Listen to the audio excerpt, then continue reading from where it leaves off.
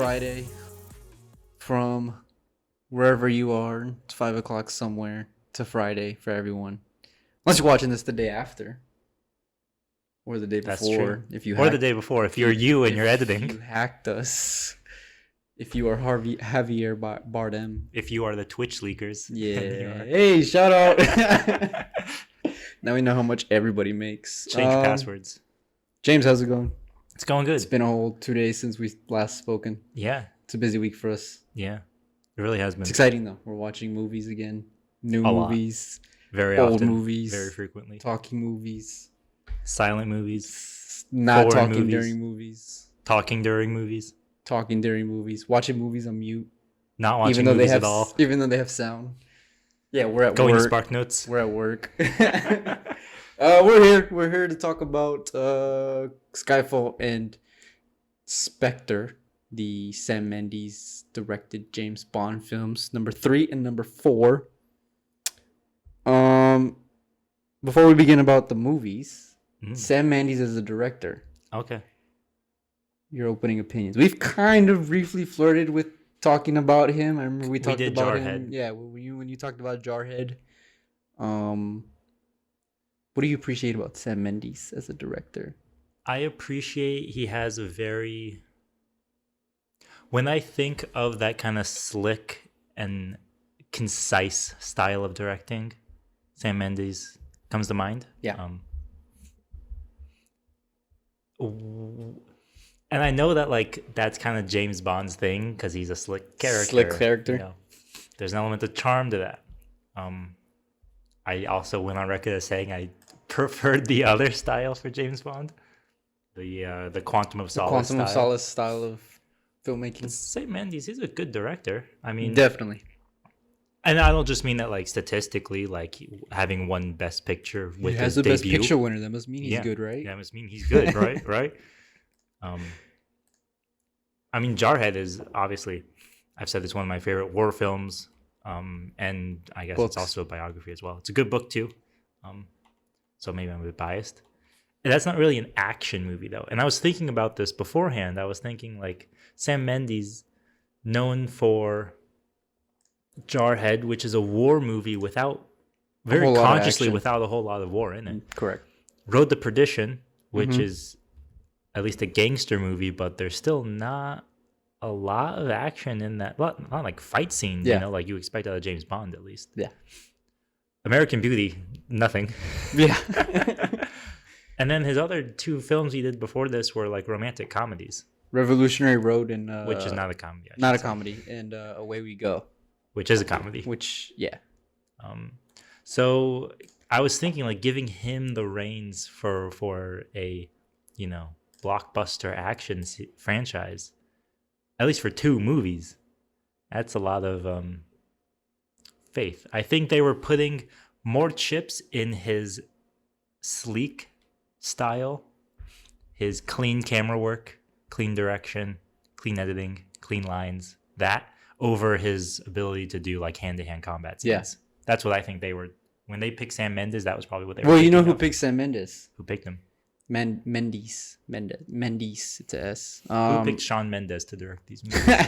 It was Selena Gomez. No, I'm just kidding. It was Craig. Craig Understandable. Mendes. I guess they had somewhat of a working relationship beforehand. Is that their ship name? Craig Mendes?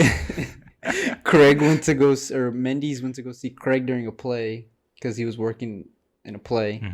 And I guess they got to talking after one of the shows or whatever.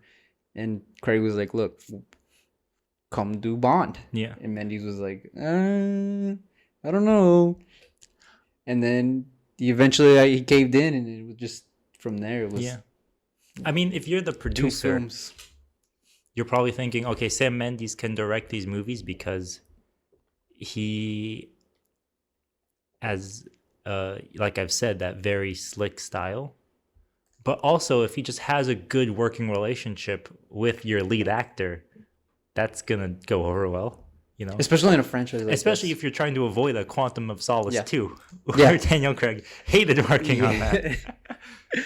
Not necessarily to say it was because of his relationship with Mark Forster, just to say that it was you're avoiding It's nice to bad have movie. a friend on Yeah, set yeah. who brings something Pretty much, new. yeah. And I think the thing that Sam Mendes brought As I to cough. this franchise was something original. There's a sense of not. I I mean, have a different there's the opinion. sense of sleekness. There's the sense of style that he Style, brings, especially with Skyfall having Roger Deakins and Hoyt in You pronounced Spectre. his name correctly earlier. Hoytema or whatever. I'm not. I'm dyslexic. The Swedish cinematographer. Yeah. The guy with Nolan, basically, is how I know him. But there's also a sense of, when I was watching Skyfall, especially, there's a sense of rhythm that he has in his films. Yeah. And I think it's most apparent in his fight scenes, Mm-hmm. where there's not the casual, as much, we talked about with Quantum of Solace, where it was like just a mishmash of cuts and It was like edits. go. Sam Mendes is like, all right, for this scene, I'm gonna hold the camera in one spot, and we're just gonna stay on this spot the whole fight. And in this scene, I'm gonna hold like half a second longer than every other director would, and then cut to another shot, and then cut to another shot, just to have like a rhythm within the fight scenes. And I think, to me, that's the thing I appreciate him most, is his editing. Mm-hmm. And I talked about 1917, how it's all one take, but It's edited. flows so beautifully. And he knows when to ramp up the pace, and he Mm-hmm. knows when to slow it down with just the directing of, the actors or the camera, moving the camera. And I think that technique that he has really lended itself well in Skyfall, kind of in Spectre, but not much of it in not Spectre. as much as I will spoiler alert, Spectre was definitely a disappointment. A different movie. I'll say that one. I have a different opinion. I think Sam Mendes, what he brought to the series was actually more convention to James Bond. I thought he actually went back into the past. He went formulaic. Yeah, not necessarily formulaic, but I could tell. So here's the way I thought of it. If Casino Royale and Quantum of Solace were attempts to modernize James Bond, Skyfall and Spectre were attempts to take the storytelling of James Bond and modernize it. Like, to modernize the franchise and not just modernize The character. the type of movies that they are. Because in Skyfall, they bring back so many elements of classic James Bond. I remember last time we talked about the cars and the watches, Yeah. and the womanizing. But in Skyfall, it was like they brought back the main theme, which wasn't used in the first two movies. They brought back Q. They brought back Miss Moneypenny. Oh, you're okay. Yeah. Those classic elements of Bond they're bringing back. And that's them, Yeah. like, revamping the franchise as opposed to just straight up overhauling it and modernizing it like they did in the first two movies. Sure. And that's what I think Sam Mendes, however you pronounce his name, that's what I think he brought, was more of the conventional Bond elements as opposed to something necessarily original. I see what you're saying, But and I don't disagree completely. But I mean, just because you bring back characters doesn't mean it's not original, right? Like, it's True. It's not. they're original versions of conventional. those characters. Yeah, it's the same characters from before, but yeah. I mean, every iteration of Alfred is an original iteration of yeah. Alfred, right? Just because it's the name Yeah. of the character and the role within the character doesn't mean. I see what you're saying, and it makes sense. But it also doesn't make sense. Don't worry about it. I know what it means, and that's what matters. Anyways, let's move on to Skyfall, directed by Sam Mendes, obviously. Just spent a whole 5 minutes talking about the man. This movie is actually directed by somebody completely different. It's actually a Nolan movie. Yeah. Shot by Roger Deakins, and the GOAT himself, Mr. 11-time nomination, no winner, Roger Deakins. Was this a Roger Deakins film to you? Shot film to you? It was a modern Roger Deakins Yeah. movie to me, I'd say. Deakins is an interesting cinematographer because he's like, you have to respect the guy. Yes. The things he did to the field of cinematography is like unparalleled compared to at least modern cinematographers, you know, and he's still working today, you know, because you can go back and you can point at like Conrad Hall and guys like that. But in terms of his more modern films, I think I have probably some of the more contentious opinions on his work. And I remember I told you this specifically, how Skyfall is to me more emblematic of the problem with how people view cinematography than any other. Where it's pretty movie, shot. People's opinion is something looking good equals good cinematography. Yeah. And that's not the case. That's not even like, that's barely, I said that's like the bare minimum of a cinematographer's job. That's cinematography 101. That's not even cinematography 101. That's just, do you have eyes? Can you make it look good? Yeah. What can you do on top of that? There are are moments in these two movies where, and I think I had told you specifically, like the ending of Skyfall, where the whole film they talk about, you know, what the work we do is in the shadows, and the whole ending of the movie is silhouetted by the fire, so everyone's in shadow. That's cinematography 101 right there. Or in Spectre, where he meets at the bottom of the basement, and they have the view in the mirror where his face is reflected back through the he's talking to him through the glass. Oh, when he's talking to Christoph Waltz. Yeah. That's cinematography 101. Yeah. And that's the stuff that people would probably roll your eyes if you bring that up and say like, this is you're just being a film nerd. Yeah, you're just being a film nerd, or you're being like pretentious, but like that's Deacon's job. That's what he's trying to do. That's what he's looking for. The role of a cinematographer is to tell the story through the camera. Yeah. But freaking, when I go to the Twitter page One Perfect Shot and I see the freaking picture of Bond on the boat and all of the like Chinese, you know, lanterns around him, and they're like, this is one perfect shot. I'm like, what does this tell you about anything? It looks good. Congrats. That's that's my opinion. No, and it's fair. I think the Deakins film that I think is most responsible for that school train of thought, where it's pretty shot equals good cinematography, is probably Blade Runner. Yeah, 2049. Same. Especially because he won the Oscar for that. Yeah, which is weird because you can name probably 4 or 5 of his films prior to 2049. Where well, he should have won. That's good stuff. That's cinematography right there. His Oh Brother, Where Art Thou? He literally invented color correction. Yeah. And he didn't win any Oscar for that.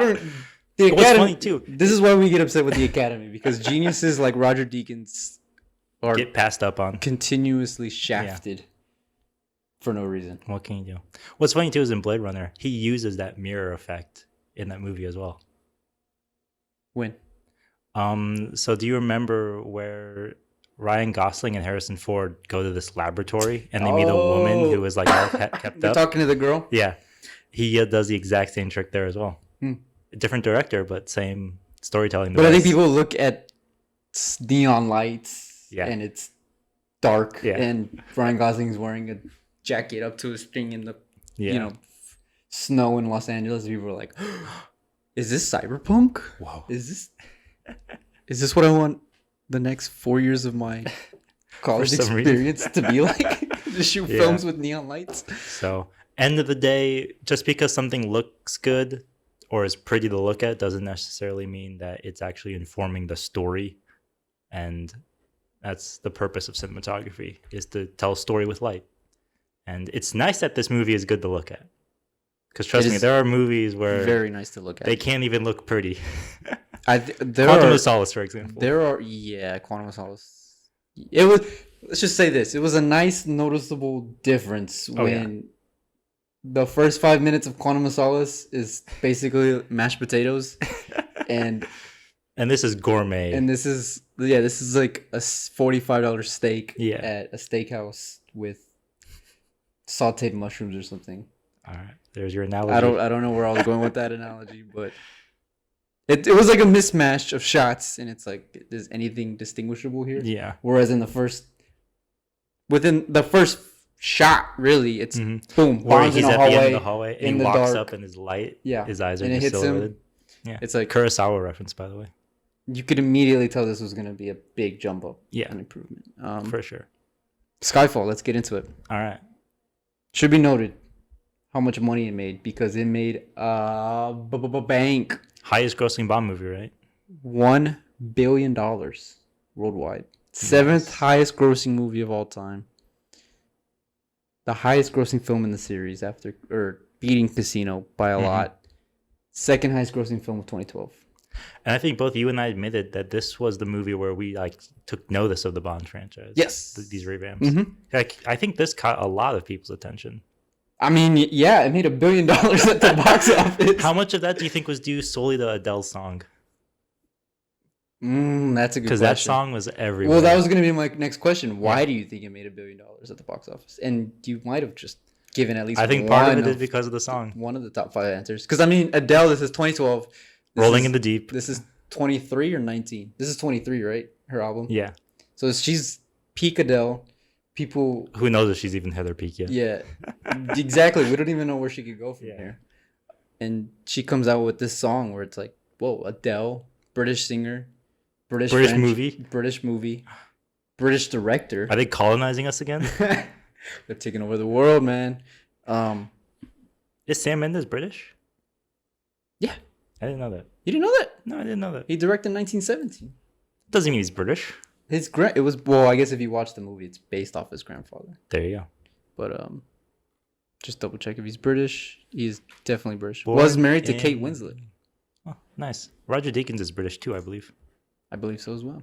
So, there you go. Why else do you think this movie made $1 billion? Because coming off of usually when a movie makes $1 billion, it's coming off another really successful movie. Yeah. Like Batman with The Dark Knight. When The Dark Knight made $1 billion, it made sense because Batman Begins made like a gajillion $800 million, yeah. And Nolan had made another film between those two films where it was like, we know this guy's a good director. Yeah. I think with this movie, because Mendes, it should be noted, this kind of revived his career. Yeah. That's why I was thinking, like, why did they give the franchise to him at this point? Because at this point in time, he hadn't had the success he did with American Beauty or Road to Perdition. That was already like a decade prior. So, yeah. So that's like giving, you know what that's like? That's like giving Ridley Scott an Incredible Hulk movie. Yeah. Or something like that. Or Thor. Ang Lee, an Incredible Hulk movie. Oh, God. But yeah. Anyways. I think it was just right place, right time. Uh-huh. I mean, I don't really remember what life was like in 2012 too much. I don't really think back to that time. You want to know the other highest grossing movies of that year? What were the other highest grossing? Twilight? Avengers was number 1. Skyfall 2. Dark Knight Rises 3. Hobbit 4. Ice Age Continental Drift 5. Breaking Dawn Part 2 6. The Amazing Spider-Man, the first Andrew Garfield 7. Madagascar 3 8. Hunger Games 9. Men in Black 3. Not really that good of a year in terms of franchises. Not in terms of franchises, but still movies like Avengers, which was massively hyped. Right. Dark Knight Rises, which was massively hyped. Twilight, which as much as we weren't in the target audience, massively hyped. Mm-hmm. But other than that, The Hunger Games too. I mean, still kind of a good year for movies, I'd say, nevertheless. I guess, but that's why I think it was just right place, right time. Yeah. Like, you know, there's an art to like releasing something when nothing else is being released, because then you're the only thing to see. But there's also releasing stuff at a time where everyone wants to go and see stuff in the movies, because then people are more willing to go and see your movie, regardless of, you know, whether they've had prior interest in it or not. So I think that's just the nature of... It did release in November of 2012, so peak Oscar season. Yeah. Which should be noted, Sam Mendes has gone on record stating he engineered this movie to be an Oscar movie. Well, He's like, we need to get Bond at the Oscars for some reason or another. It was nominated for Best Original Song. Best Original Song, obviously, because Bond songs always do that. I think it was cinematography and screenplay as well. Let me double check that. Yeah, best cinematography, score, song, Sound editing, sound mixing. It won for editing and original song. Of course. Now let's get into the actual movie. Okay. Is this a good movie? Yeah. Is this a movie? Whoa. I thought it was a TV show. I was very surprised it kept going on. No. Is this? Let me just ask you this: is this the best Craig Bond movie? Because for a lot of people it is, and one of those people was sitting right next to me, a foot and a half away. He's in the bathroom. It's I mean, yeah. I don't know. You want to say for some no reason so I don't badly. want to say no. You want to say no so badly. I think it's here's the issue. You want You want to go against the grain. That's what you want to do. The thing is that is it something missing for you? Something's missing for me. That's fair. That's a fair. I would say that's a fair criticism. Personally, I don't feel like it's the best Bond movie, but compared to all the other ones, absolutely. I'm talking just Craig. Yeah, compared to all the other Daniel Craig ones, it's probably the best. It is probably the best, is what you're saying? Yeah. Okay. Just in terms of like... But in terms of Bond as a franchise, it's not the best, is what you're saying. That's tough.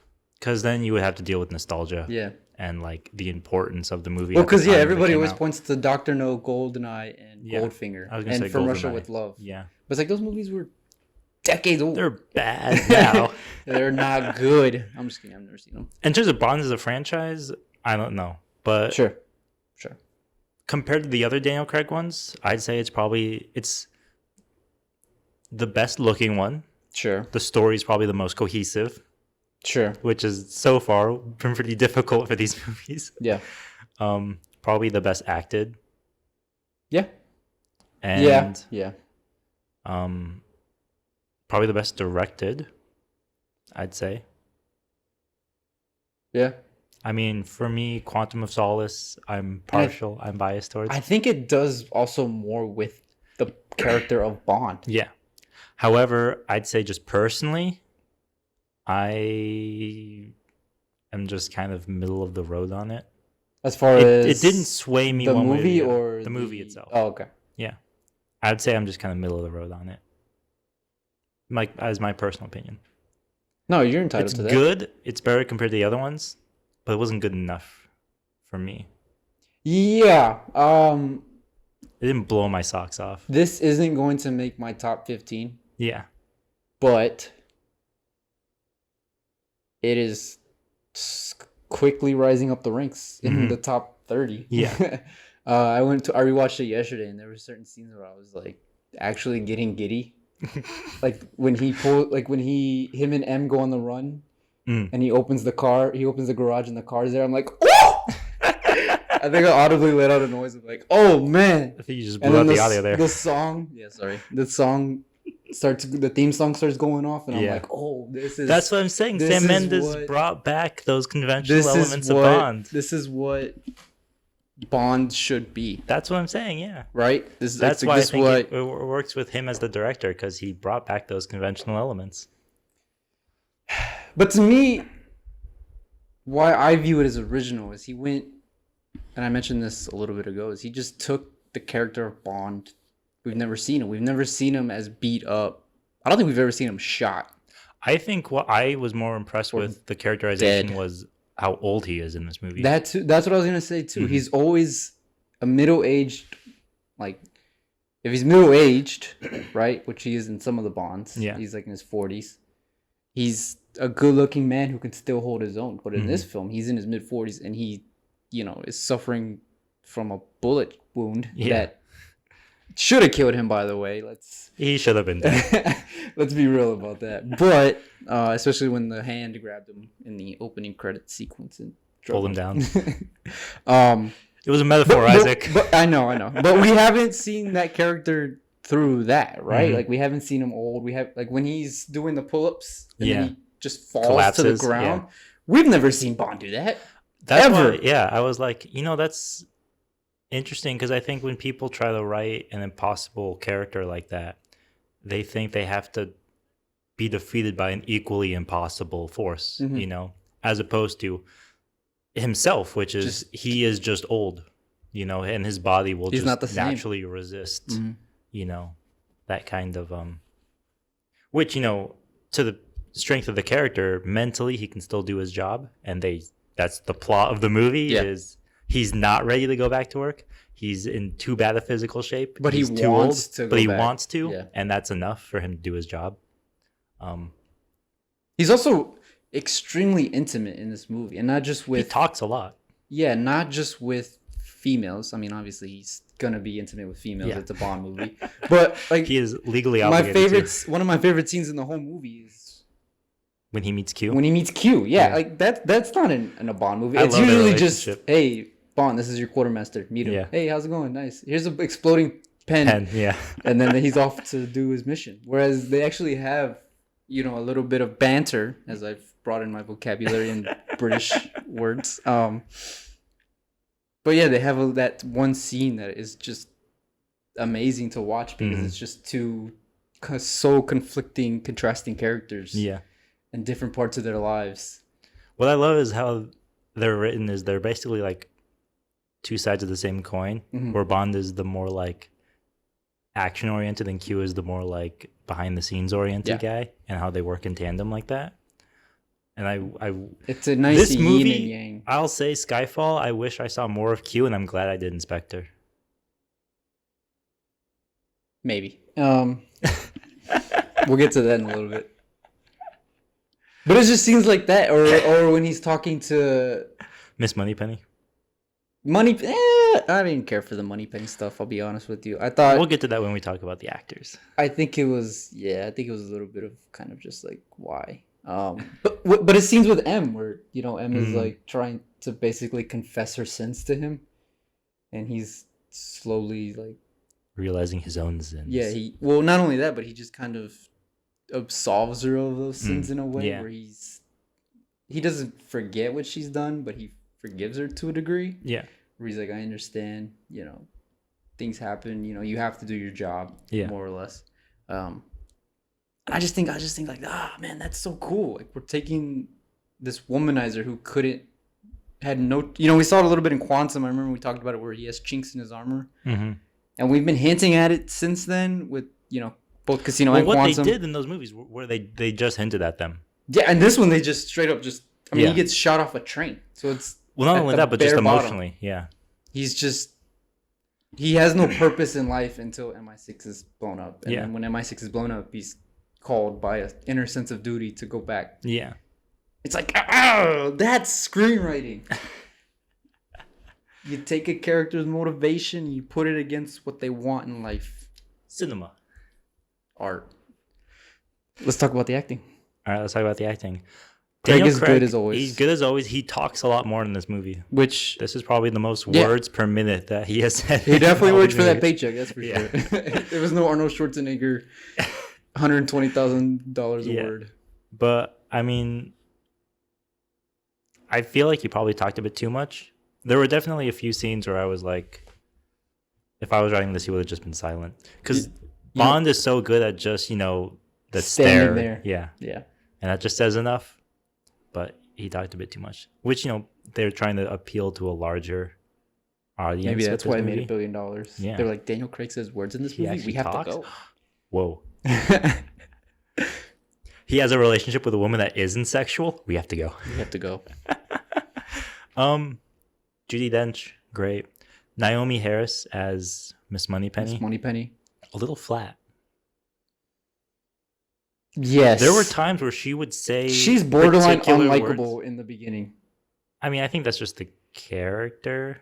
That's what I'm saying, though. She's Yeah. borderline unlikable Yeah. in the beginning. Because I remember rewatching You're saying this. that's on purpose, not just you felt that way. I don't know if it's on purpose. Because I'm saying it's but on purpose. I didn't like her in the Okay. beginning. Did you like her by the end? She was okay. I mean, it's not, I don't have a strong opinion toward her. But I Understandable. she was just doing stupid stuff where I was like, yeah, you're stupid. Like, why are you shooting blindly at a man walking through a crowd? Like, I'm on my couch and I know you don't do that. Like, and you're supposed to be having training. Like, Yeah. what is this? It's just dumb decisions like that. Which, now that I'm thinking about it, was probably intentional. So that way, when she does take the shot, Yeah, we would it's hate kinda, her. we kind of like we're supposed to hate you. Yeah, But then Bond doesn't hate her, so it's kind of like, but we're on Bond's side. what's the point? Yeah, What true. was the point of that? I mean, I don't know. For some reason, I didn't really feel that way at the beginning. Well, at first, I was kind of like, who is, like, because they don't reveal her name until the very end. So Yeah. I'm like, who even is this? Is she a double agent? Is she a triple agent? Yeah. There were just times where she would say single words that I would be like, humans don't pronounce words that way. Even British people. No offense, Brits. But I'd be like, I don't know. There was just something about her acting where it felt like cardboard. Yeah, and I just don't think there was a lot with that character. And that's also probably part of the problem. Yeah, That's me also saying I'm not an actor, so who am I to critique? But nevertheless. Yeah, there just wasn't a whole lot. She's Yeah. supposed to be like a foil to Bond, Mhm. but also his coworker / friend, also slash sexual could interest. she be a partner Yeah. in the future? It's like heavily hinted at and implied. Did you appreciate that they decided not to go sexual with her? Yeah. Because that's the character. Yeah. In the past, she has never had a sexual relationship with Bond. Mm-hmm. There's been tension, but it was, just because a man and a woman is in the room together. But I think when you know? everybody sees her shaving his beard, they're like, "Oh, they're gonna hook up." Yeah. And they never do, and it's like, And it's like, because they do the same thing in Spectre, and I'm like, we can't keep doing this. We can't keep doing this. Like either they have a working relationship or they don't. Quit doing this for multiple movies. It's like a stupid thing in the MCU where Natasha was flirting with every single superhero. now, I hated that. How'd you feel about Q and Ben, whatever his last name You know, I feel the opposite of you. I actually preferred him in this movie versus in Spectre? Spectre. Yeah. Why'd you prefer him in this movie? Like his acting or just how the character is The written? character's portrayed. Oh, okay. Because in the second one, he's kind of like he's a boy almost. Whereas in this movie, he's this calm, A little more somewhat cool, like an eccentric sophisticated kind of nerd. Like we know he can do things Mm. that we don't understand. He's not getting bossed around. Yeah. Whereas in Spectre, they're like, do this for me, Q. And he's like, And he's also "Oh, just okay." the way he interacts with there's a scene in Spectre when he tells Bond a joke and then he starts laughing at his own joke and I'm like, come on. Really? I like that. I thought that was funny. We're gonna do that? No. That felt on brand for him though. I mean, maybe in the original character it makes sense, but the iteration that we've seen from him in Skyfall, Okay. it's kind of like It made sense in this iteration. You're for just me. kind I of just feel dumbing like- him down a little see bit. it. I can see what you're saying. Because in Skyfall he's just chill, yeah. right? He's just a calm wizard, tech wizard. Yeah. And the other one, he's just a stereotypical hacker nerd who laughs at his own jokes because Bond won't. I think there's actually a moment in either Skyfall or Spectre where he says, I'm in. I'm pretty sure it's the second. I think it's in. I think one it's of in the movies. Spectre. Yeah. But he's like, I'm in. I'm like, he said the word. yeah, said they the hacker go. word. They go. He's hacking and he's in the back with his laptop. I'm like, all right, we're just. What are we doing? Can I say this? From Quantum of Solace onwards, the fake technology in this movie irks me so much. I hate it so much. Anytime they cut to a computer screen and then they're like coding, but it's not actual code, it's just like graphics and images. I'm like, come on. Shout out to those visual effects artists. It looks cool. It's utterly meaningless. When they're re-hacking Javier Bardem's hack yeah. when he escapes and it's It's like a map or morphs something. into the London Underground. underground. Yeah, that was a little. That's when you know Bond is going a little too far. Well, what's funny too is that I guess, The franchise. it's a visual is. medium, so I have a visual representation Sure, of it. Sure. At the same time, though, it's not at all what it would look like No. if you actually tried to do that. So, what can you? How do you feel about Javier Bardem? Javier Bardem is. Was his accent too distracting? No, he is the absolute goat at playing an amazing villain. Obviously, with No Country for Old Men. Excuse me. Yeah. And now, Anton Chigurh. now as Silva. Raul. I liked him. He was a little. You know what he reminded me of? He reminded me of the Joker. A little bit. Where the Joker is kind of this. He had the madman smile. He had there was like a kookiness to him. Yeah. You know, I can kind of see that. like Mads Mikkelsen and eco terrorist guy. Dominic Green. Yeah, that guy. They were kind of played straight, There wasn't really a whole lot of that they could. They were just a menacing Bond villain that tried to look mean. Mads obviously pulled that off way more than Dominic Green. Dominic Green. Whereas Javier Bardem is kind of just this guy who's just like has a very extreme vendetta, very eclectic. He's willing to do whatever it takes to go to the extreme, and I think with that character, Javier played it wonderfully. How did you feel about the? It's queer crazy subtext and undertones. I didn't mind it. Yeah. It's wild he wasn't nominated for an Oscar. For Best Supporting Actress? It's understandable. I think because it's still kind of like a franchise movie and the Oscars try to stay away from those. I don't know, man. That's one of especially in terms of acting. That's one of the most iconic villains of the 2010s. No. What? You don't think so? Who else was more iconic? Of the 2010s? I would say Bane. Of the 2010s? Yes. Everyone was doing Bane impressions. I'm not talking in terms of people who go watch movies. I'm talking about in terms of just... Like in movies themselves? Like movies. I would still say Bane. Oh, I don't even know about that. I don't even think that's... Is that a legal opinion to have? I mean, it's an opinion, that's for sure. Not to say that Bane was like a better written character or like more developed, just to say that he's more... When you say iconic, I think of Bane first. In terms of look, voice, I don't even presence. Know because I don't even... I mean, yeah, everybody obviously mocks him for his voice, me included, but it's like... This is just my opinion. I don't know. Get over it. There was nothing really Move on. Compelling. No, I'm going to talk about it. There's nothing... to me, there's nothing compelling about Bane's character. He wasn't really well written. He was just... evil. The beat-em-up guy. Understandable. And to me, it's like Javier Bardem has more depth to him. Yeah. That's what, when villains have depth in their foils, that's your cinema word of the day. Foils. When he's the foil to Bond, and he even says as much as like, we're both rats. Yeah. One of us, we can either eat each other or grow stronger or whatever he says when he does that monologue. It's like, that's good. This is, Amy Dunn confessing to Nick Dunn why she did what she did and how much she loves him. Like, that's brilliant. That's brilliant character work. I felt like it was a little... Here's the thing. Everything you're saying, I agree with. I have a very specific issues with these types of villains who, like, their plans are a bit too much hinging on coincidences for me to believe that they could have actually like known stuff was going to happen.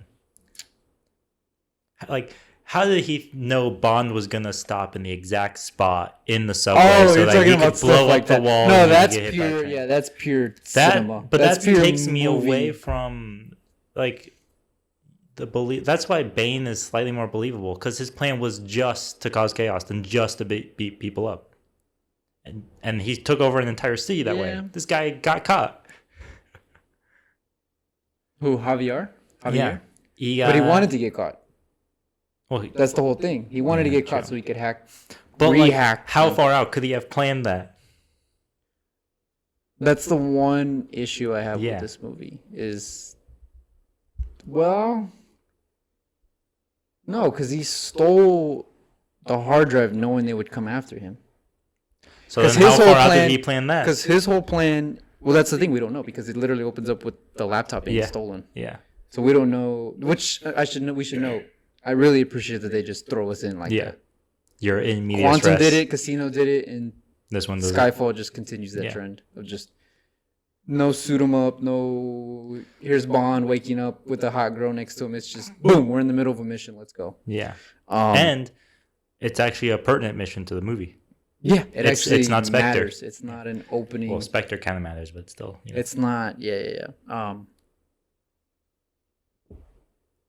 It's not. What is it? Casino? Or no, Quantum, right? Quantum didn't matter at the beginning. Yeah. can't remember. I can't even remember. I don't even remember the beginning of Quantum. That's how much it just. You just remember the headache I you just got. threw away out of there. Well, no, because he had been planning it obviously for a while. Because he took that hard drive for them to come after him to get M out in the open, so that way he could kill her. There's a little bit of suspension of disbelief. Yeah, that's my big issue. But I don't know. You could. I mean, this dude's a hacker. He was a former MI6 agent. You could feasibly say, "Hey, I'm gonna be at this spot of the metro at this time. Bond is probably gonna chase me." There's a lot of probabilities in this plan, but I will say, to defend, you could say, "Hey, Bond's probably gonna chase me. So if I'm by this spot by this time with Bond here at this time, and I blow it up at this time, a train's gonna come, and it works." That's why for me, the parts of his plans that I liked and believed the most were like when he blows up M's office. Like him being able to do that because he's a former agent. That is believable. I mean, how he could have planted the bomb in there without anybody noticing.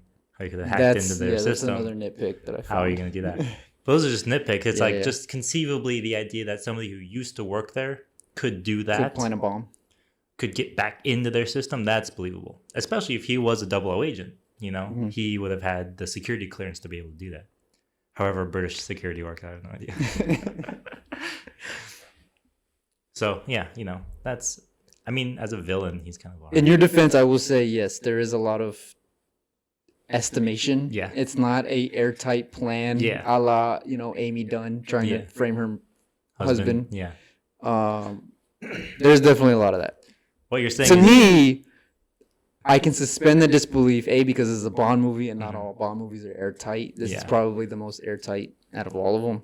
Yeah. In terms of just the villains' motives and the plot and all that. Understandable.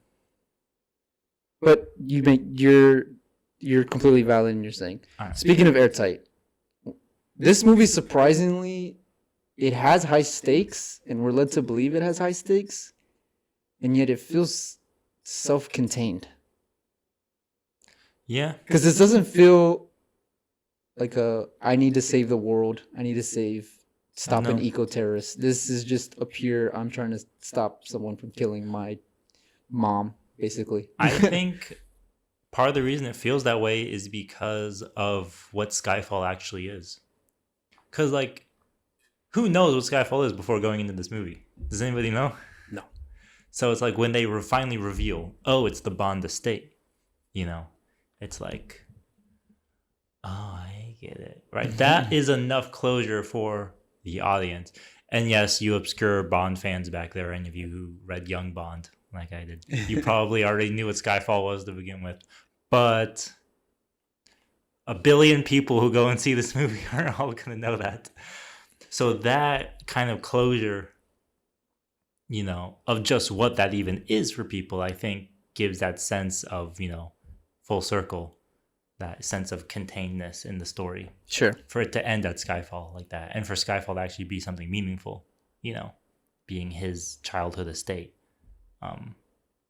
And also closure just in terms of like M's storyline finishes, at least Judi Dench's. Spoiler. It's not a spoiler. I'm just kidding.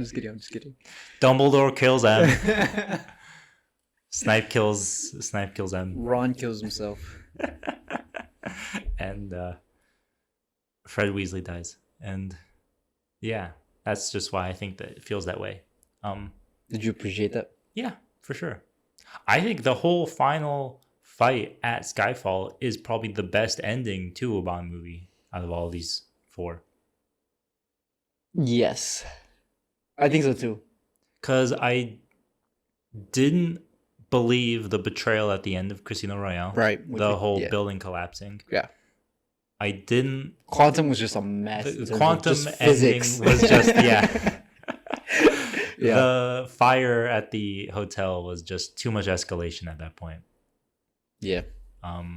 The opera scene is still like one of the best things. That's a go-tier scene. Yeah. Yeah, for sure.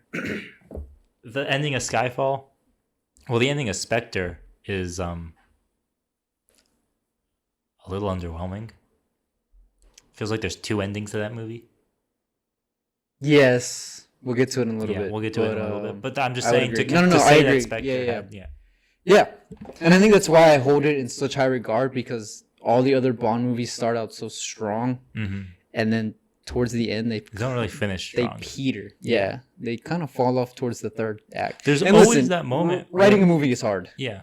You know, I mean, I write pilots, and I know it's hard to write a 3-act structure to keep it cohesive throughout all. To keep it well paced. Three, yeah. I think that's what this movie has going for it. To keep it consistent between all 3 acts. Mm-hmm. So it's tough, and more movies have this problem than just the Bond franchise. Yeah, it's just an issue of storytelling. Yeah, it's not like a specific. That's why these people get paid hundreds of thousands because they can of do it dollars. less often than we do. Because they are good at it and they understand it. They do it less often than we do. Sure. Yeah. But yeah, I think the pacing in this movie was a lot more on its toes. Because in Casino Royale, there's that moment where it's kind of just lulls. Yeah. And then in Quantum of Solace, It there's goes that quick. escalation where it's like, well, if he can just fly a plane like this, what can he do? And you're still going to have this fight scene afterwards? Yeah. That being said, though, I just want to shout this out. There is the shot of Javier Bardem walking away from the house fire where he trips and he gets back up. That one shot, to me, I think I remember that, yeah. is on par with when the music drops out in the opera scene in Quantum of Solace and you only hear the music and the gun. Those two together are like the best things to come from the Bond movie. Yeah. I don't know why I think love his that first shot so entrance when it just plays the one music. Dun amazing. No, not Bond. Javier Bardem's entrance. I hated when that. He comes down the. You hated that? I hated that. When he comes down the elevator and it's that long shot. That had no pace to it whatsoever. His story. Like, whose story? Javier's? Yeah, the little spiel he gives. It was too fast. Yeah, and then I'm thinking about it. That's kind of fair. In my opinion. That's fair. I had the same issue in Spectre too. You know what I liked about this movie though? Is that to some degree it still feels like a Bond movie. Oh, absolutely. Like he jumps off a freaking Komodo dragon to get out of the pit. When I saw that, I was mad for probably half a second, and then I was like, wait a minute, I'm watching a Bond movie. Yeah. I don't care. Back to watching. This, absolutely. I mean, I think that's really what Sam Mendes was trying to do, was say, hey, we're going to throw, we're not just going to modernize Bond, but we're going to bring back, Bond. Yeah. We're going to not just, the goofiness of it, This movie and Spectre both have a lot more humor than the other two, that's for sure. Which I think was something that was needed. Yeah, absolutely. Well, in Spectre, they dial it a little too high, but in this movie, much at humor least, in that yeah. movie. In this movie, at least, it's like when he comes back in M and he goes, "We sold your flat." That's what we do with agents who die and have no next of kin or whatever. He's like, "All right, well, I'll get a hotel." She's like, "Yeah, you're damn right, you're getting a hotel. You're not staying here. You're not staying here with me." And she just walks away. I thought that was very funny. That's good stuff. That's good. It's good character good work. Banter. Good character work. Anyways, proper banter. Anything else? Out of the acting, Ralph Fiennes, a new entry into the. How do you feel about his character? I liked it. I liked it a lot too. It was this guy who was. I mean, it's not to me. This is how the character was. Such written. a long name. Oh my god. Yeah, that's why he cut it down to Ralph Fiennes. Just his first and last name. Wow. But anyways, for those who are watching, his name is Ralph Nathaniel Twistleton Wycombe Fiennes is his full name. So we're just gonna call him Ralph. But to me, he was this guy who's kind of. It was cool to see a guy who cared for his predecessor. He didn't know that was gonna be his predecessor. But he still respects her and respects what she's done. Mm-hmm. And yet he needs to move on. Yeah. Into a new era. Mm-hmm. It's kind of similar. I'm trying to compare it to presidents, but I don't think presidents really get along with one another. I'll just say that what I liked about the character was how he differed from Judi Dench's M. He wasn't the same kind of bureaucratic, get this done because I say so. Like, he was they mentioned that he was a lieutenant. He was sympathetic. Well, not only that, but they mentioned that he was a lieutenant. And so he actually, helps Bond on his missions and in the field. Right. That both in this movie and in Spectre, I think his relationship with Bond is funny too, because they're constantly like, I'm going to tell you to do this, and Bond is like, I'm not going to do that. And then they just help each other. They're a father and son, basically. Yeah. They have their own little banter back and forth. And then Ralph Fiennes, I appreciate that character is like picking up guns and just shooting bad guys as well. Yeah, because you're led to believe that he's kind of an adversary to M to a Bond. degree. Yeah. Where it's like, yeah, I'm compassionate and I'm sympathetic towards you, but I want you to get out because you guys are the dinosaurs. Yeah. And I'm going to come in and install my new regime. Which then happens to him in Spectre. Yeah. Which is, one of the problems I have with Spectre. But then the courtroom scene happens and he takes a bullet for her, and then he's like, I've never seen active service, but I'm going to grab this handgun and just start shooting into the crowd. Yeah. We'll see like what happens. That, I was like, that's character. That's good character. He was a soldier and Judi Dench was the bureaucrat. Where I appreciate that when difference. Balls are to the walls, you want a character like that to do something. Yeah. And he does, I really liked. Which is why I think 007... Why am I calling him 007? Which is why I think Bond appreciates him and learns to respect him. Not only in this movie, but in Spectre as well. The following movie to come. For sure. Everybody else, I mean, they're all good. I couldn't even think of the characters. Yeah, there's Tanner, there's who's Severine? Oh, Silva's. Oh, the Asian chick. She was forgettable. Completely forgettable. Man, freaking when James Bond was like, "You were a sex slave, right?" And she was like, "Yes, I was." And then they get on the boat, and he immediately has sex with her again. And I'm like, did you not think for a second? Do you want to maybe play, I don't know, a board game with her? Yeah. Pull out your Xbox or Switch or something. What the heck? Grab the Wii. I don't know. I was like, that's like the last thing she wants to do. Yeah. I mean, I guess just walks in on her in the shower. Yeah, I guess technically not, but yeah, that. What can you say? That was classic Bond. Yeah. Just steamy shower scene. Yep. With the attractive female, and who then dies. Next scene. Anyways, what can you do? Other than that, I mean, we've asked this question for Casino. We've asked this question for Quantum. Did you see a continuation of the story, both in a vacuum and knowing what's to come? So in a vacuum, this almost felt like a conclusion. Yes, because and I think it was actually. I think they weren't going to come back with Craig for another one, and then that's when Craig made the famous line, "I would rather slit my wrist than make another one," or something. Yeah. Or I think that was that before. I think that was after Spectre, so I might have misspoke. Oh, okay. He probably he would probably felt the same way. To be fair, yeah, he probably. Yeah. I mean, 3 movies is a lot on a man. Anyways, back to my question.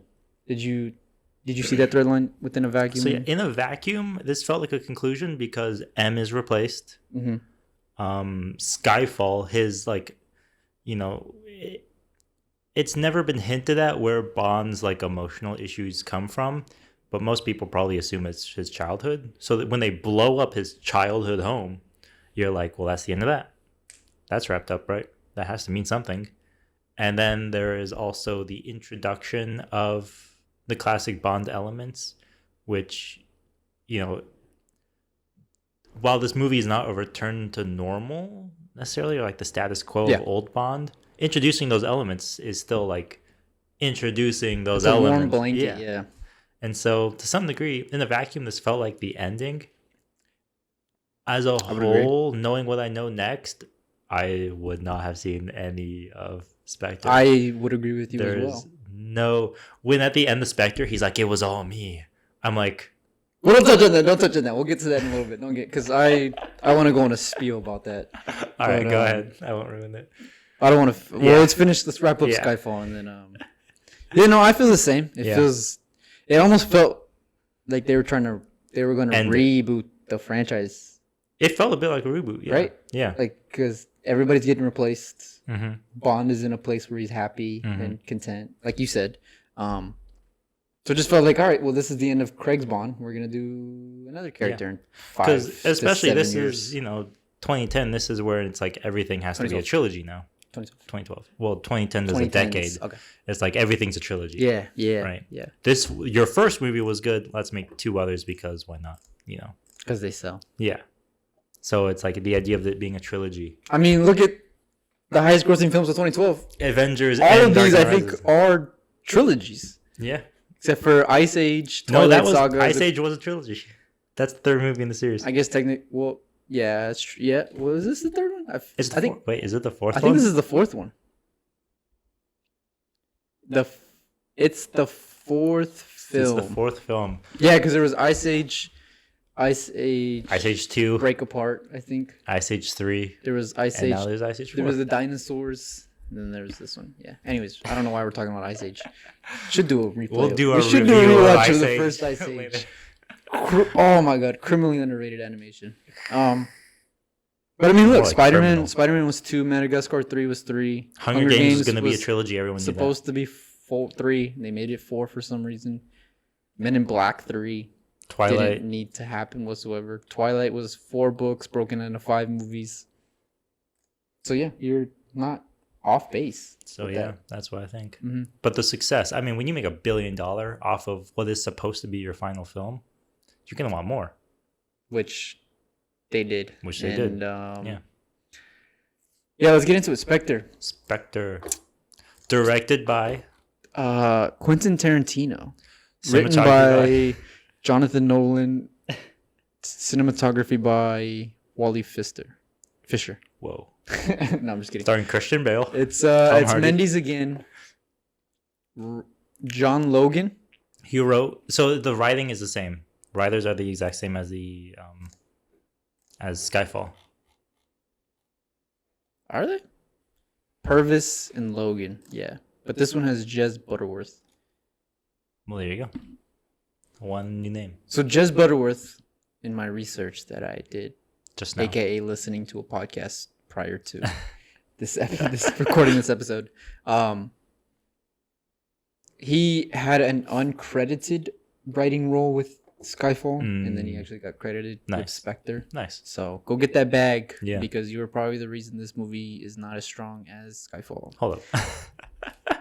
Just kidding. Kind of. The thing that sucks about Spectre for me is it starts out really strong with that Mexico scene, and then it just kind of, well, let me rephrase it. Starts out really strong with that opening shot in Mexico, and then it just quickly goes downhill. Once he finds his target, it's just casually going down till the end. It has its moments for sure. Yeah. I kind of feel a weird way about the movie where I feel like the middle of the movie is very strong. Yeah. And the beginning and the ending are Around kind the time, I don't even know when you could say around the time, because I know exactly when for me. okay, go. So at the beginning, it's basically when they're done with the Mexico scene. I have thoughts about that scene. And then it's exactly when they arrive at his weird little biodome complex in the middle of the desert. That's when it was strong for you. That's when it was started getting weak. So from Biodome onward, It was when sucked. it sucked. And the opening also kind of sucked. Hmm. But the middle, I was on board. So everything from when he goes to Austria Mm-hmm. to, No, even when he's in Rome, I like that too. you liked Rome. Mm-hmm. So from Rome to Biodome was strong for Yes. you, and everything after and before that. Which is partially why it was hard for me to say that Skyfall was the best one, because I wasn't as engaged with the plot in that one, because I didn't really like Javier Bardem's, all his motivation issues I didn't really like. Whereas in this movie, they basically spend the whole film looking for one guy. It's just when they find that guy, I'm like, oh, this sucks. Is a return to formula Yeah, where we need to find the unfindable. the bad Yeah. guy. The The big bad guy guy. that can't be found. Yeah. Which is the classic Bond, and really just spy movies Yeah. staple. Mm-hmm. Also, I like Leia. I can't pronounce her last name. I think she's French. She It looks like a not French only last is name. French, she was in Blue is the Warmest Color. That's why you like Easily her. my favorite film of all time. And so every scene she was in, I was like, I'm on board with this. You like her as an actress, or you like her as the character? It's weird as a character because I think she's supposed to be German. and That was French. the main problem I had with this movie was they had English actors or French actors playing German characters, Yeah. and the only German guy was not even German. You Yeah. think he's Austrian? Well, yeah. It's like border. Wait, is Christopher Waltz not Austrian? No, he is Austrian. That's what I'm saying. He's not German. He's Austrian. Oh, so they had an Austrian guy playing an Austrian. It's like yeah, it's like a Puerto Rican playing a Mexican, more or less, kind of. it is a sort of. difference. That's what I'm saying. There's a difference, but to the folks who People don't know. understand the difference, there is a difference.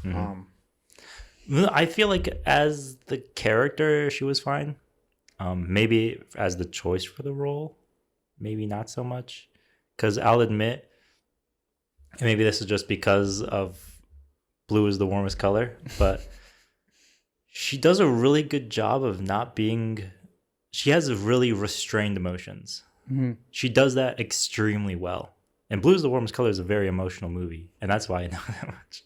But for her to then be a Bond girl who like is supposed to be in love with him, it's kind of hard to believe. I don't know if you believed their romance. I didn't. There was no chemistry there for me. Yeah, that's what I'm saying. Like, if you're gonna make these guys fall in love in a span of 20 minutes in the runtime, we need to see that. Yeah, within how they interact. With she one did another. the like teasing. That part of that character was very well when they were in Tangier. I was like, I believe that much. Sure. When she falls asleep. Yeah. Yeah. Yeah. But then outside of that, like when they were on the train, I was like, no. I didn't buy that whatsoever. No. That also just felt like forced Bond. And that's the problem I have with this movie is it felt too much like a Bond movie. Too much like a Bond movie? Yeah, I just think it tried to do too much. And it also did too much just with the plot. It's trying to connect. I don't know whose genius idea was to try and connect all the Bond movies together, but whoever did that. It's not very genius. That's not very cash money of you, fam. Well, how much did this movie make? It didn't make $1 billion, but 300 million. Yeah, so not bad. Oh no, that's the budget. 880. Not bad. Not terrible. A flop compared to $1 billion. Yeah. Compared to Skyfall, not anywhere near. That bothered me so much that it just took me out of the movie completely. Because it did the classic action sequel, and the MCU surprisingly isn't guilty of this. Which I thought, I hate comparing every movie I know to the MCU, but just because the MCU is easy to pick on.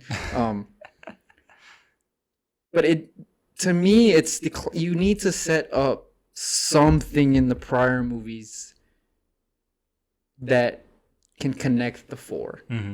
Like, if your plot is that all of these are connected, you have to be able to go back and see the connections. Right. And the only connection there is Mr. White's in all three of them. Yeah. And then but he doesn't do anything in this movie. Yeah, he's just in it. Like, to die. Quantum, he's just in it. For like a scene. Just the opera scene. Yeah. It's just one shot on him where he puts the earphone away. Yeah, he's that's like, it. We're supposed to pick up on that across 4 different movies? Yeah. Or 3 different movies, I guess? I don't know. I couldn't. To me, it was just like, there needs to be some identifying mark within all 4 movies. Maybe all 4 of the villains, maybe they all wear the same ring. I was going to say, if we saw the Spectre logo in those movies, not only would people be able to piece that together ahead of time and then would be hyped for this movie, but it would actually mean something. It'd be like, okay, now we're going to deal with, that through line. Yeah. All it literally needs to be, and MCU does this. I hate praising the MCU, but they do this pretty well. One shot, Mads Mikkelsen goes to mess with his hair or something, scratches his eye. You see the ring with the symbol on him. Yeah.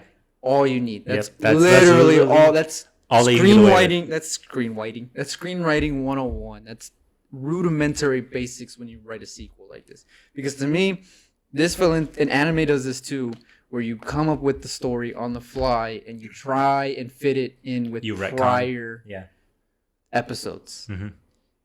Shout out to Naruto. And it's like, why couldn't the reason I like Attack on Titan so much, and I hate that I'm branching off into anime on a Bond podcast. But why Attack on Titan works so well is because it sets up everything that's gonna come in the future. Mm-hmm. And when you go back and rewatch the series, it makes sense. Yeah. Not for this. This series does this not at all. It just felt like the writers were just saying, hey, we can do this and we can tie all 4 movies together because we can. Yeah.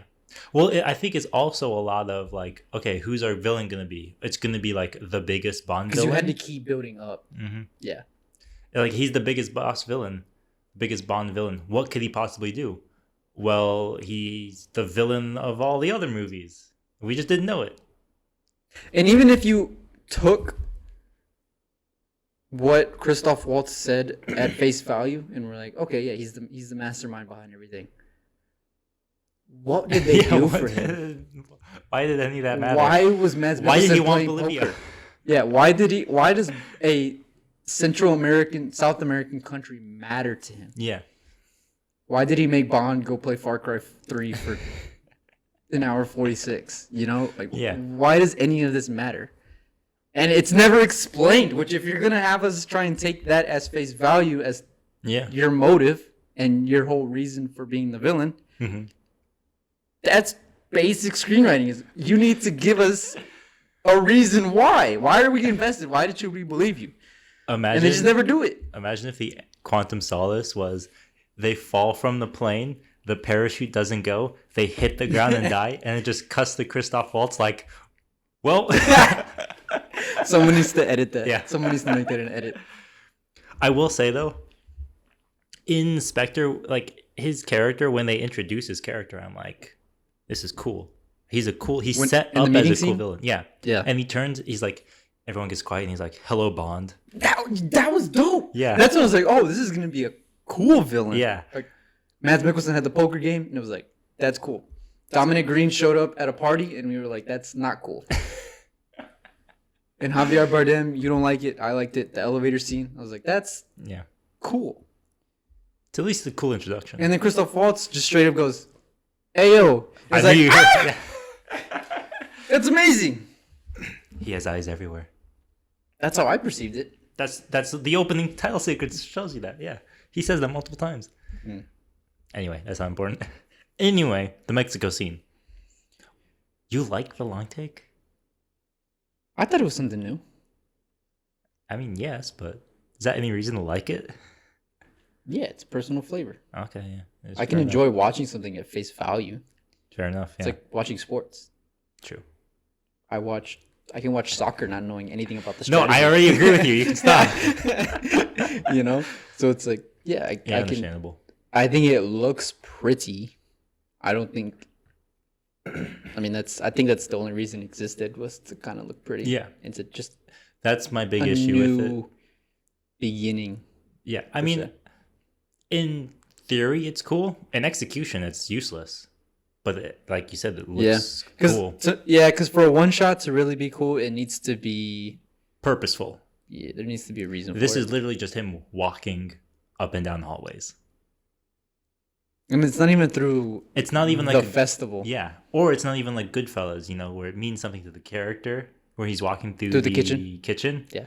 and it's like you're getting introduced into his world and all the people he knows. In this, it's like he just goes in an elevator and then goes into a bedroom and he leaves. And then he leaves. By the way, quickest changer in the world, James Bond. That's. He's a magician. I was hoping that he would wear it the whole time. What do you think he ranked there in the MI6 Imagine. training of how quick can you change out of a suit? That was like a I don't know. hitman thing. Do you right think he there. would fool Penn and Teller?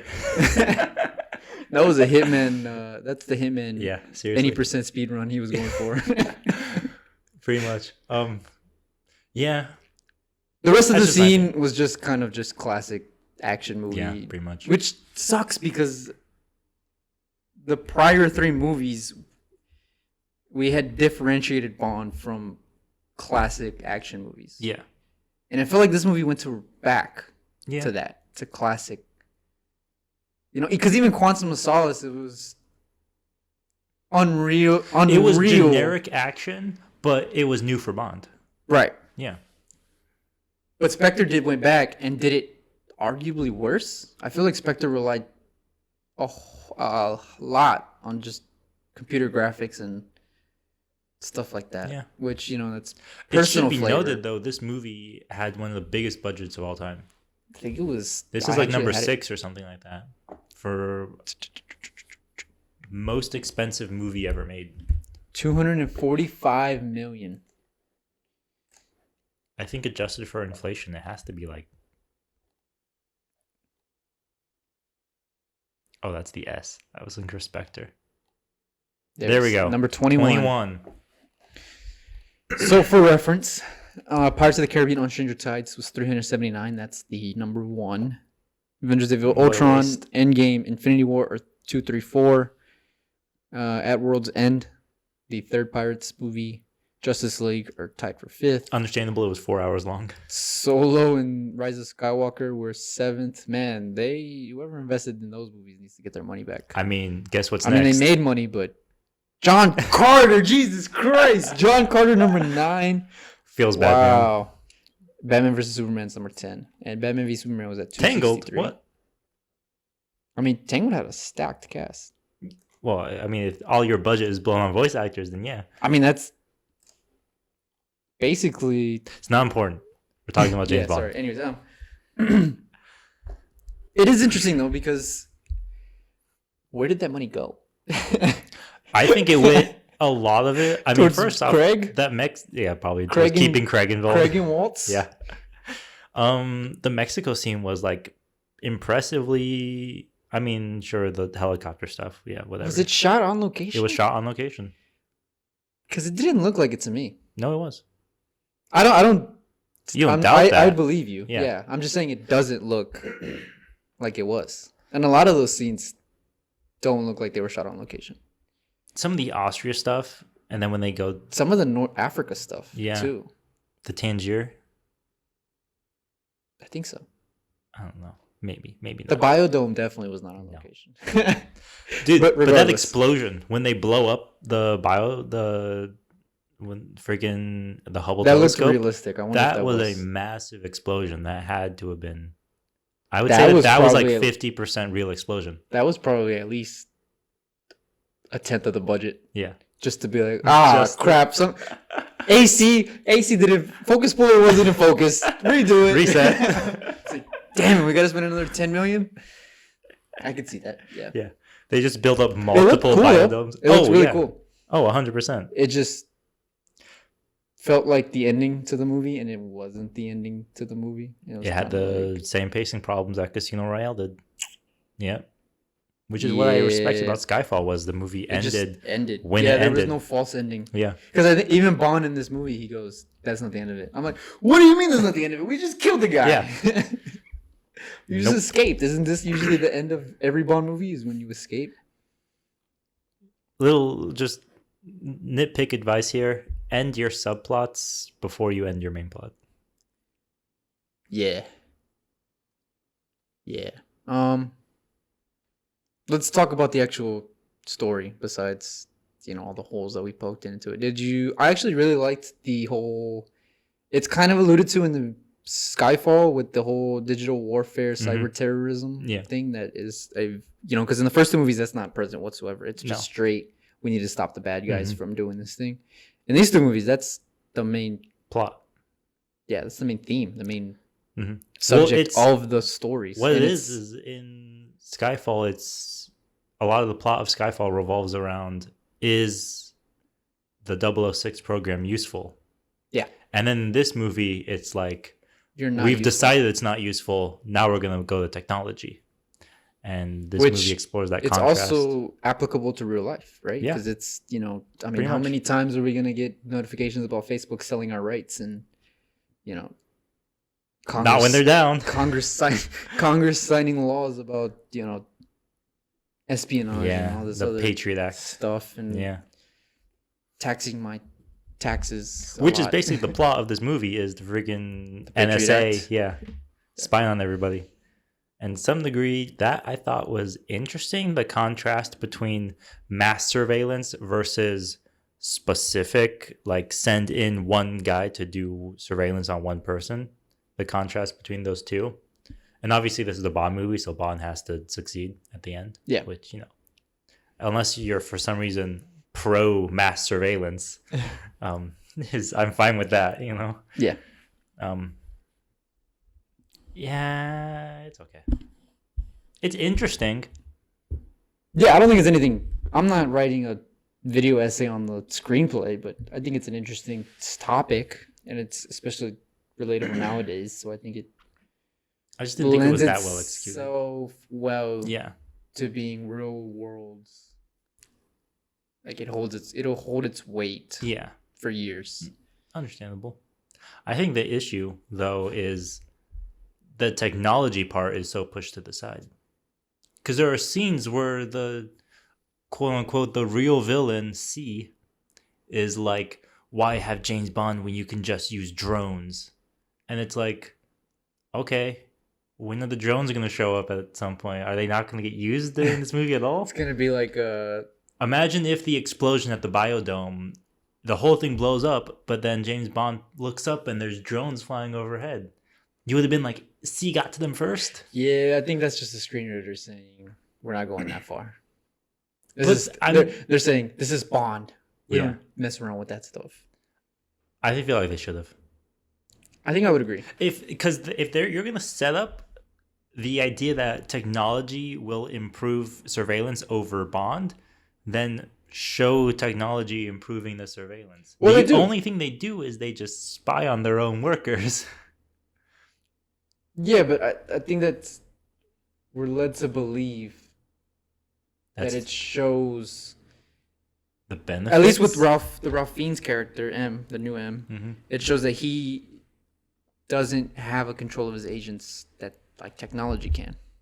Because the whole reason he shows them, or he plays that message is to say, hey, you think you have control, Moneypenny under your thumb, but you don't. But she's helping your rogue agent, who, by the way, is being helped by your quartermaster, and he's in Austria right now. Yeah. So it's kind of just you don't know as much as you do think you know. Yeah. And I think that works well. The problem is, like you said, it's not extrapolated. That's the only instance in which that is expanded out upon for the rest of this movie, unfortunately. How did you feel about Waltz? His performance? I mean, I was upset Javier wasn't nominated for an Oscar. I'm not upset Christoph wasn't nominated for an Oscar. It felt like a bit of a Mads Mikkelsen part too. Yeah, especially when they did the scar. Yeah. I was like, come on, guys. Like well, that's what the character give him a burn or something. Like, Don't give him a scar like that. That's so... True. Well, the burn would just be Two-Face. I think I'd prefer it. I mean, we haven't seen a Bond character with a scar. True. At least in the Craig Imagine versions. if Harvey Dent just walks out. Or he just comes out with like a stub. Yeah. Something like that. I guess we're getting Rami Malek with a burn on his face. There you go. So I guess it evens out in the end.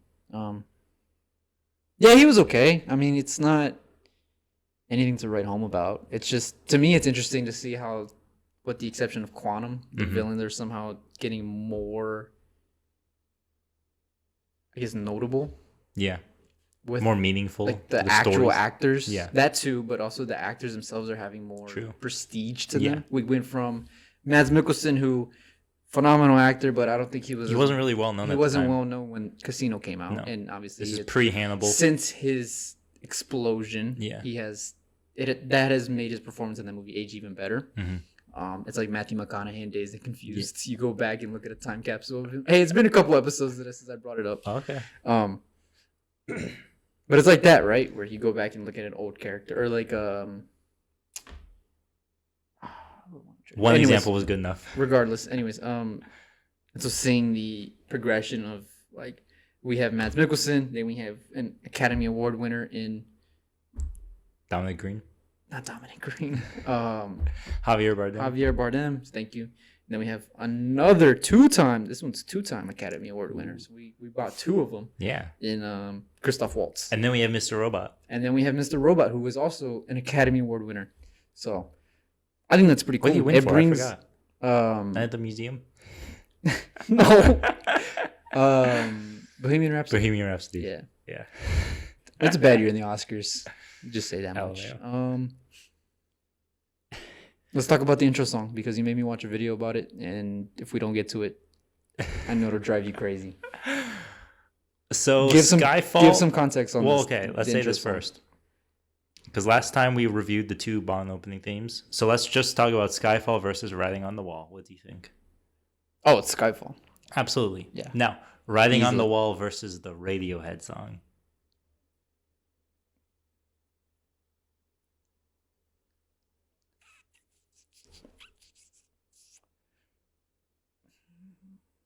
I'm in a conundrum.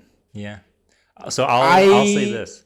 For people who don't know this, Yeah, give context the while I think opening about this. theme to Spectre is Riding on the Wall by Sam Smith, which is a good enough song. You know? It does its job. It's not. It's theatrical. It's not offensive. It's orchestral. Yeah, It's Sam he's got Smith doing he's their got thing. a good voice. Yeah. I personally not a big fan of Sam Smith, Same. but I can appreciate some of his songs. Yeah. Some of their songs. Genderqueer. Yeah. Okay. Fluid or genderqueer? I have don't no know. idea. Anyways, regardless.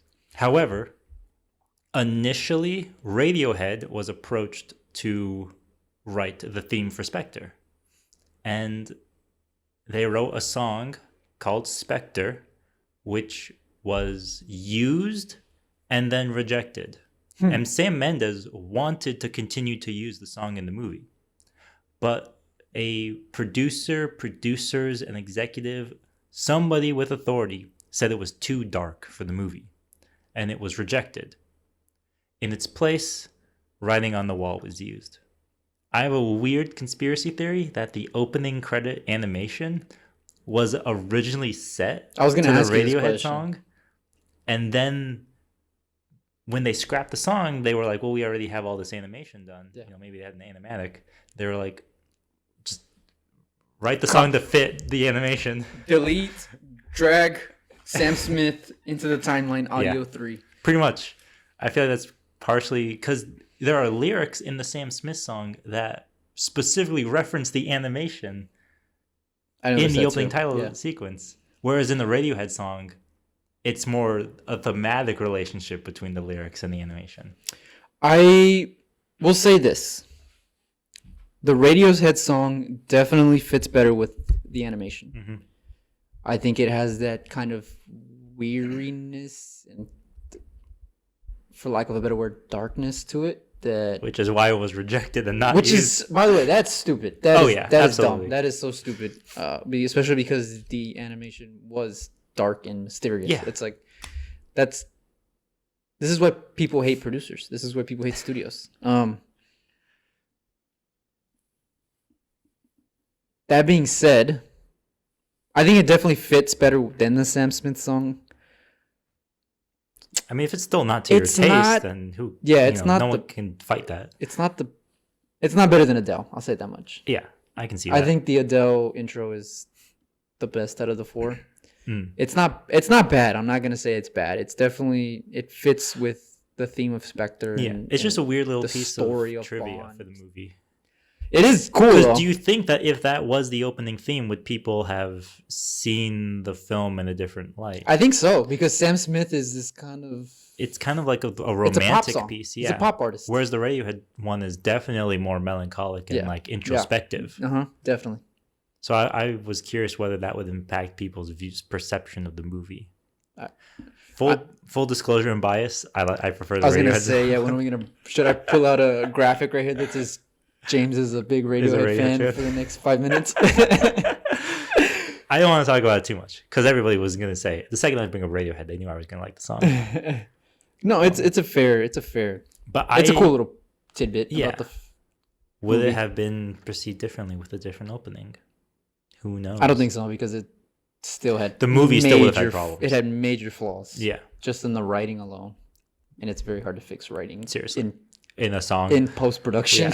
But 100%, I believe that the opening animation was edited to the Radiohead song. I think so too. The Sam Smith one doesn't sync up at all. No, that's why I like the Adele one so much, because the Adele one, Adele, sorry.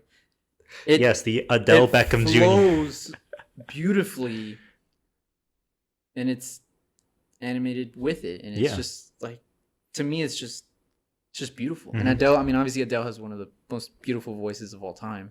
Sam Smith one just doesn't do that at It all. doesn't do it for me. Yeah, no, It's I would weird. agree. I would agree. But the Radiohead works perfectly. You can find it on YouTube. People have synced up the Radiohead song to the opening credit. It fits like, Like a glove. yeah. I would agree. So, who knows? Just another problem for Spectre. If only they had Radiohead. The change from Roger Deakins to Hoyt Understandable. was that I didn't feel like it was noticeable. I mean, obviously there's some Deacon things with, how he does lighting. Yeah. Deacon is very, very bright with some of his He's works, very bright, especially with and Skyfall. Deakins does closed spaces very well. He does very Yeah. intimate. When you watch a Deakins movie, you have Mhm. spatial awareness of. He I know a wall is right here. Yeah, better than a lot of other directors. The freaking guy who did Apocalypse Now is great at this too. It's some Italian name, Valentino The something. cinematographer. Yeah. They're both good I'm at gonna look it up. a very large space seems very intimate, and very small enclosed spaces seem massive. They can do that just by basically how they light the space. Whereas Hoyt, I think, is a good job at the big stuff is going to look massive, right? He does that very well. I think that's why. And the escalation in this movie, whether it be the helicopter stuff at the beginning or the freaking explosion at the end, I think he was probably a good choice. That's why Nolan likes him. Nolan likes to catch Nolan that. wants to freaking get nuclear explosions. He likes that big scope Yeah. in his movies. And I think giganticism. he wants to blow things up. It was looking up the cinematographer for Apocalypse Now. Bum, bum, bum, Otherwise, bum, it'll bum. bother me. Jeez, IMDb Just fix. Control F, cinematographer. There it is. Vittorio Storaro. Yeah, him. Anyways, He also did the. I almost said the Contortionist. I completely forgot what it's called. The Conformist. That's another good movie where it's like the interiors to buildings look like they go on forever, but like outside spaces seem so small. And him and Deakins are really, really good at that. And Skyfall has that too, because you have like, when he's out in the middle of the field, but all you have lighting him is the house on fire behind him. You only have those two objects. It feels like a much smaller kind of moment. Yeah, I did notice that at the end sequence there. Deakins does that very, very well. Yeah, man, he's one of the, probably the greatest in terms of modern cinematographers. Oh, absolutely. He's masterful. I wonder why. Why do you think they swapped? I think it's because they wanted to go much larger, or he just had scheduling conflicts. One of those two. Because Deakins works again with Mendes in 1917. Yeah, so who knows? You know what it was? I think it was Blade Runner. I was gonna say it was probably Blade Runner. I think it was Blade Runner. I think he had come out with Blade Runner this year. Let's see. In 2015? No, Blade Runner was like 2017 or 18 Let's look at his. or 19 Where's his filmography? There it is. Okay, so what came out in or 20. Unbroken came out in Oh, it was 2014. 17, I was right. Sicario came out in 2015 So he's probably doing Sicario. with Denis. Yeah. Interesting. Works again with Sam Mendes in Empire of Light. Whoa. I don't know what that is. Which is Sam Mendes' new film. Interesting. Yeah, that's probably why, because Scheduling. Villeneuve is not working with Deakins right now. Yeah. Because I think Villeneuve was working with somebody else for Dune. Mm-hmm. And that's another really well-known collaboration. Yeah. His name starts with a D, and I can never get it pronounced. But like, is he Denis? one of those guys? No, for Dune, the cinematographer. Oh, it's he's one of those guys where you see the list of stuff that he's done, and you're like, what hasn't this guy done? It's Dune is right there. Thank you. I can read your Wikipedia page faster than I know. you. It's because you have glasses.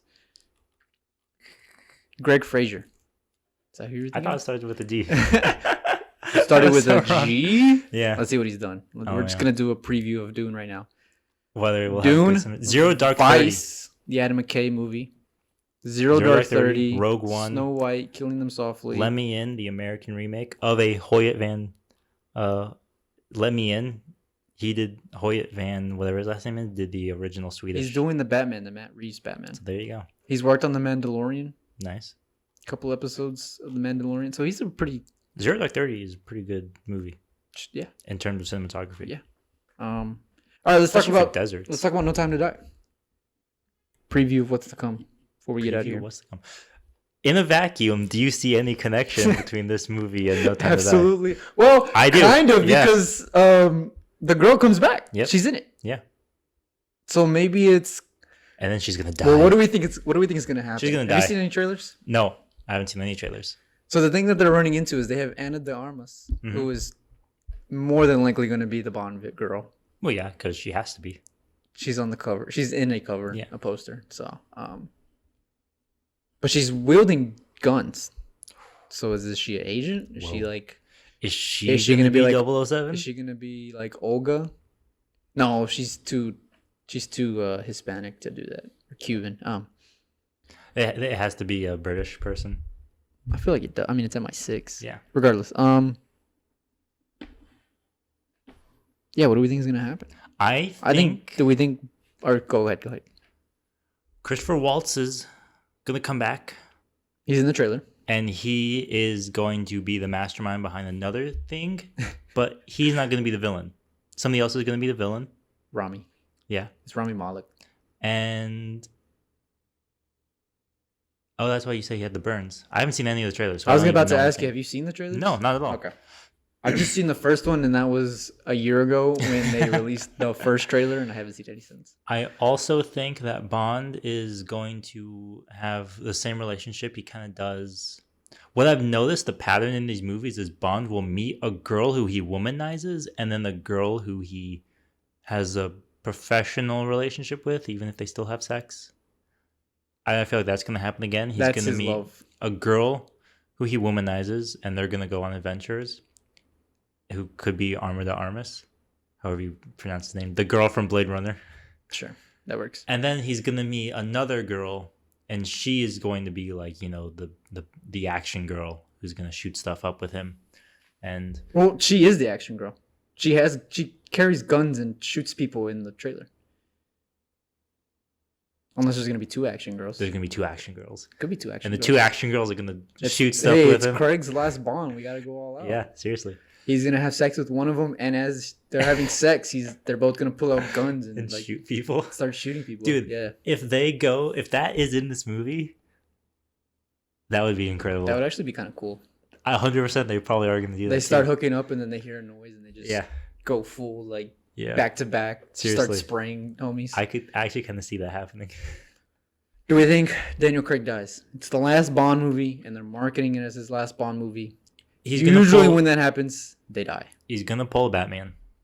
He's gonna die, and then he's gonna appear at the end at the cafe. He's gonna wink. I lean the opposite way. I think they retire him.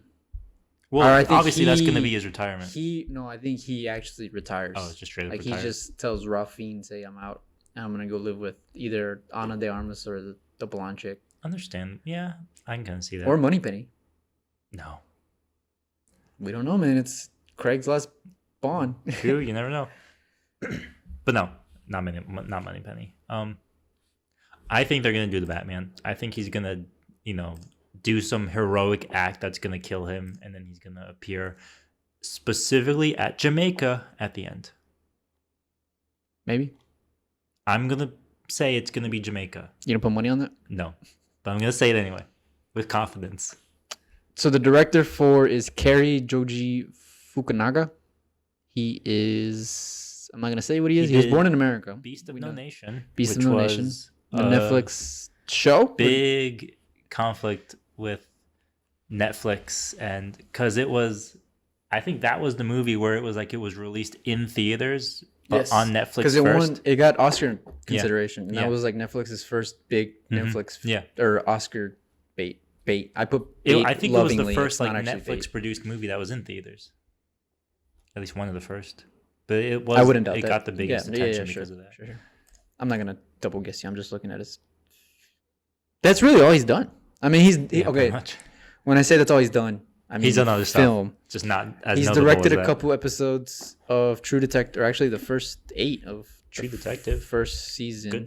Good show. True Detective. series. The Alienist and Maniac. Netflix show. That does That's it. not really, now looking at this, I'm not. I don't know how I feel about it now. Nah, I think it's gonna be fine. I don't know, man. I think he's gonna have the same kind of sleek style that Sam Mendes has. I mean, it looks like it, yeah. I think he won't bring anything new. Yeah, I think they're gonna play it safe. Yeah. Especially after Spectre and Mhm. bomb it took from critics and some fans. I think they're just gonna be like, let's just give him a Bond movie to say goodbye. Linus Sandgren is the cinematographer. He shot La La Land. He did La La Land and American Hustle and Silver Linings Playbook with David O. Russell. So we know it's gonna look good. It's gonna look clean. Well, yeah, I mean, how much La of La that Land, is based on... as much as I don't like musicals, it is a very well shot film. It looks pretty. Yeah. It looks very pretty. Are you gonna do the whole? No. That's not true cinematography. No. That's fine. Hans Zimmer is doing the music, Okay, nice. and it's 100. So this is already a 10 out of 10. and it's 163 minutes. That's 240. pretty long. Yeah, Jesus Christ. 243. No time to go to the bathroom. $250 million budget, so right on pace with Spectre. So potential for just escalation. And has already made 120 at the box office. The Brits love their Bond. And Billie Eilish. Have you heard the song yet? The opening song? No, I want to hear it in theaters. I haven't listened to it. I want to hear it in I theaters. also just don't listen to Billie Eilish, so I have no reason to listen to it. Yeah, that's why I'm not listening to it. Yeah. The theaters, right? That's why I'm not listening to it. Throw a number out there. How much do you think it makes opening weekend? US only. The record is 90 million, which was set by Venom. Which was Venom, yeah. We don't. Do we think that touches that? I'll say 80 million. I'll be safe. I think it's gonna hit 100. I think it's gonna hit triple digits. If not 100, it's gonna break Venom. Because this is almost 2 years in the making. Yeah. The first trailer for this movie came out last summer. I think 2 summers ago. Alien. Summer 2019, because it was supposed to be released April 2020. No, I think it'll do 80. I think it's Dune not on will break streaming 100. services. Day one. Okay, so maybe 90. It might tie. I'm just saying, I would Venom. say 80 to tie. When I looked at theaters, Mm-hmm. the theaters were packed. People were going back to the theaters. True. Yeah. So maybe it does. I mean, you can look at the numbers, or you can just go to your local theater and look at the parking lot. Like it's True. It's packed. Like Friday night, typical pre-pandemic Friday night, where it's just. Have you seen any reviews or parking any spot. like Nope. scores? Nope. If it does 80 million, I think it would be if it's a good movie, it'll do 80 million. Do we think it gets any Oscar buzz? No. I mean, it's gonna get nominated for best score, Best score, best song, Best song, probably best cinematography, best sound. The villain is going to be terrible, and then they're going to get nominated for best supporting actor. God, imagine. You don't think Craig gets any Credit? buzz? I'm not No. saying he's gonna get a nom, but No. you don't think there's gonna be a little rumblings about him possibly No. getting some award hype? No. I don't know, man.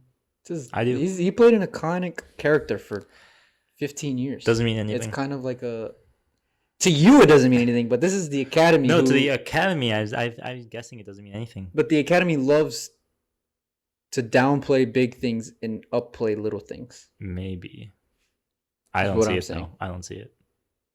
Personally. I guess we'll find out in We'll a couple find out. months. Any last words?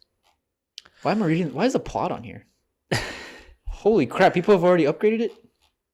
Jesus Christ! I need to scroll back up. Snipe kills Bond? Okay. I was just casually scrolling and I saw plot, and then I still started reading lines, and I was. So, in conclusion, Spectre and Skyfall. Skyfall's an A. Spectre's a C.